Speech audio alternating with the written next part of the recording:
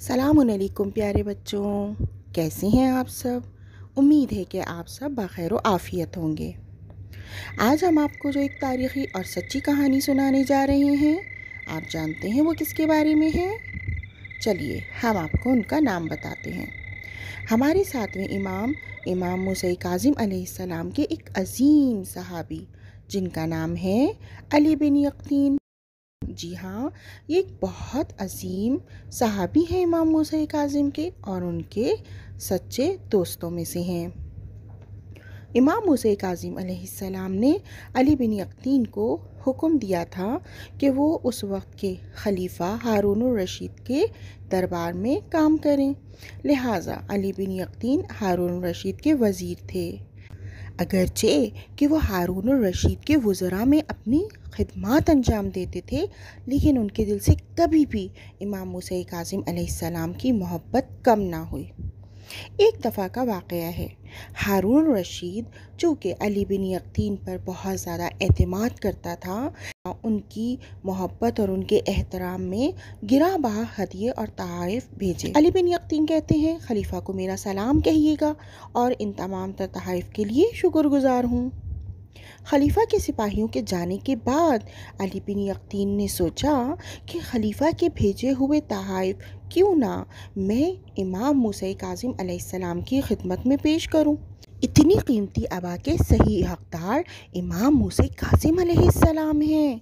बस अपने एक साथी को बुलाया, एक थैली दी कि जिसमें एक बड़ी रकम मौजूद थी, बेहतरीन कुछ लिबास और वो बेहतरीन अबा उसके हवाले की और कहा कि इसे इमाम मूसा काज़िम अलैहिस्सलाम की खिदमत में मैं अपने आप को अहल नहीं समझता हूँ कि इस अबा को ज़ेबतन करूँ।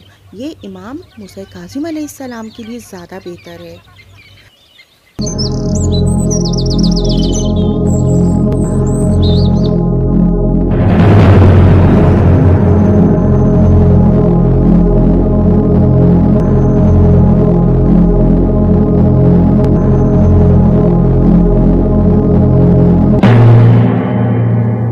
अली बिन यक़तीन के घर में एक खिदमत गुजार था। कामों से वो ज़्यादा खुश ना थे, लिहाजा उन्होंने कहा कि कितनी दफ़ा मैंने तुमसे कहा है कि मेरे घर आने वालों के साथ इंतहाई अखलाक और मोहब्बत से पेश आओ, लेकिन तुमने कभी मेरी बात पर गौर ना किया। मैं तुम्हारी उजरत दे चुका हूँ कि सुबह होते ही चले जाओ।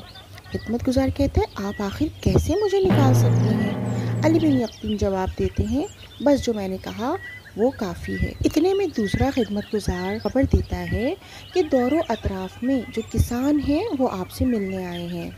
अली बिन यक़तीन कहते हैं, उन्हें इंतहाई एहतराम से उठाओ और उनकी ज़ियाफ़त का इंतज़ाम करो, मैं अभी आता हूँ।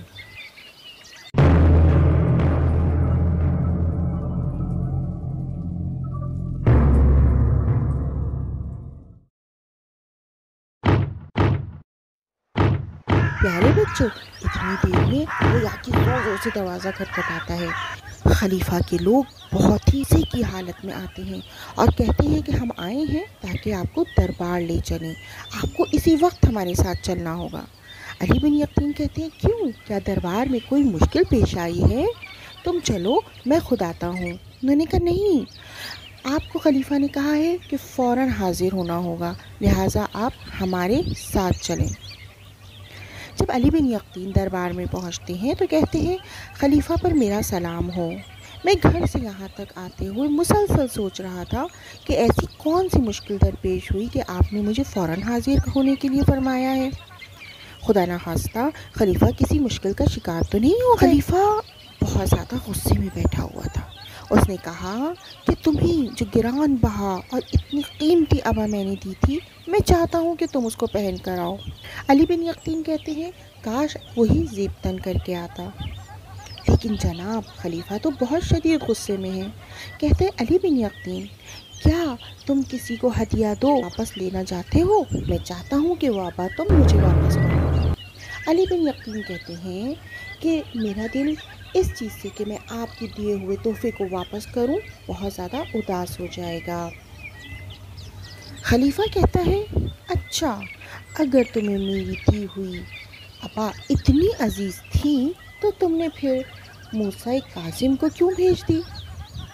آہاں، اب علی بن یقین کو ساری بات سمجھ آئی، یعنی خلیفہ کو علی بن یقین کا امام موسیٰ کاظم علیہ السلام کے ساتھ جو رابطہ ہے اس کا پتہ چل گیا ہے۔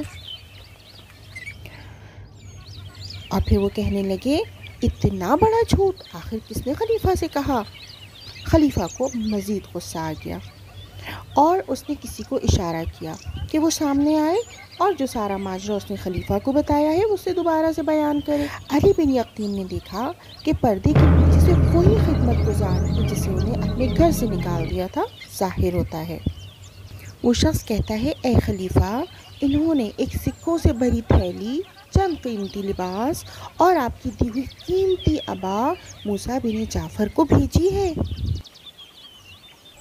ہمارے دیے ہوئے ہدیوں کو دوسروں کو پہنچا دیتے ہو تو آئندہ ایسا کام نہ کرنا۔ ہمیں جس کو جو ہدیہ دینا ہے وہ ہم خود دے دیں گے۔ علی بن یقین کہتے ہیں، اے خلیفہ، یہ میرا خدمت گزار تھا اور نافرمانی کی وجہ سے میں نے اسے کام سے نکال دیا تھا۔ اب یہ تہمت زنی کر رہا ہے، انتقام لے رہا ہے۔ آپ کا قیمتی ہدیہ میرے پاس بھی محفوظ ہے۔ خدمت گزار کہتا ہے، میں قسم کھاتا ہوں، میں نے خود اپنی آنکھوں سے دیکھا ہے۔ خلیفہ حکم دیتا ہے، میں چاہتا ہوں کہ وہ عبا لے کر آؤ اور میرے سامنے پہنو۔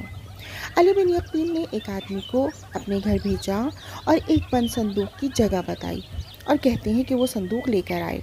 خدمت گزار جاتا ہے اور وہ صندوق لے کر خلیفہ کے سامنے حاضر ہو جاتا ہے۔ خلیفہ کہتا ہے، کھولو اس صندوق کو۔ خدمت گزار اس صندوق کو کھولتے ہیں اور کیا دیکھتے ہیں سب لوگ کہ وہی گران بہار قیمتی عبا جو ہارون نے علی بن یقین کو بھیجی تھی باہر اس میں موجود ہے۔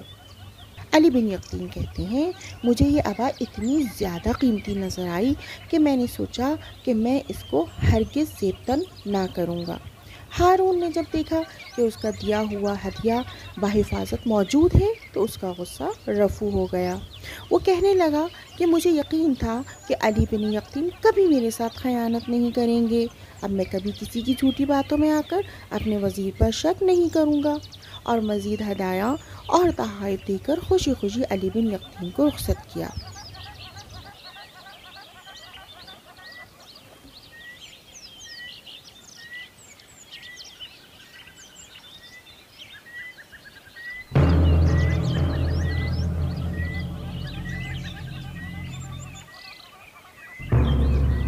اور دوسری طرف اس شخص سے کہا، اب میں تمہیں اتنی سخت سزا دوں گا کہ آئندہ تم میری کسی خاص آدمی کے لیے تہمت نہیں لگاؤ گے۔ وہ کہتے ہیں، خلیفہ یقین کریے، میں سچ بول رہا ہوں، میں نے خود اپنی آنکھوں سے دیکھا ہے کہ علی بن یقین نے تمام تر چیزیں موسیٰ بن جعفر کو بھیج دی تھی۔ مجھ پر رحم کریں، خدا را رحم کریں، مجھے سزا نہ دیں۔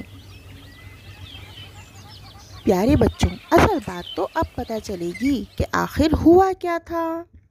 علی بن یقین کی طرف سے تمام تر ہدایہ اور تحائف لے جانے والا شخص واپس پلٹ کر آتا ہے اور کہتا ہے کہ امام علیہ السلام نے آپ کے سارے تحائف کو قبول کیا سوائے اس عبا کے۔ آخر امام نے اتنی قیمتی عبا کو قبول کیوں نہ کیا؟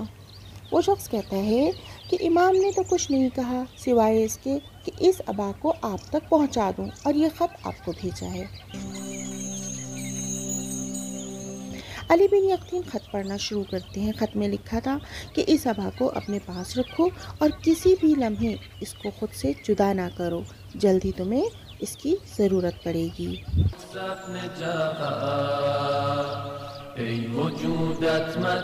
امام رضا علیه السلام فرمودند امام نجات بخش از هلاکت است. برتر از گفتار یا موسی بن جعفر، ای جلالت برتر از گفتار.